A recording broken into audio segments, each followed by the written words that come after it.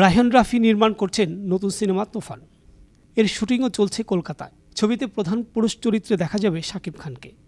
এরই মধ্যে পোস্টারে তার লুক বেশ আলোচনার জন্ম দিয়েছে। এই সিনেমায় শাকিব খানের বিপরীতে আছেন কলকাতার নায়িকা মিমি চক্রবর্তী ও বাংলাদেশের মাসুমা রহমান নাবিলা। আলোচনা চলছিল তুফান সিনেমার ভিলেন নিয়ে। নানা সময়ে এসেছে নানা গুঞ্জন। দেশের একাধিক গণমাধ্যম দাবি করে আসছে এ সিনেমায় ভিলেন চরিত্রে দেখা যাবে কলকাতার জনপ্রিয় অভিনেতা যিশু সেনগুপ্তকে। এর আগে এ গুঞ্জন ছিল আফরান নিশুকে নিয়ে। তবে এসবের মাঝে নতুন গুঞ্জন হলো সিনেমাটির সঙ্গে যুক্ত হয়েছেন চঞ্চল চৌধুরী। ছবির একাধিক সূত্র জানায় শাকিবের তুফান সিনেমায় ভিলেন হচ্ছেন চঞ্চল।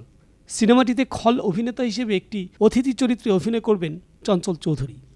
যদিও এই প্রসঙ্গে আনুষ্ঠানিক কোনো বক্তব্য দিতে রাজি নয় সংশ্লিষ্টরা। মুখ খুলেননি চঞ্চলও।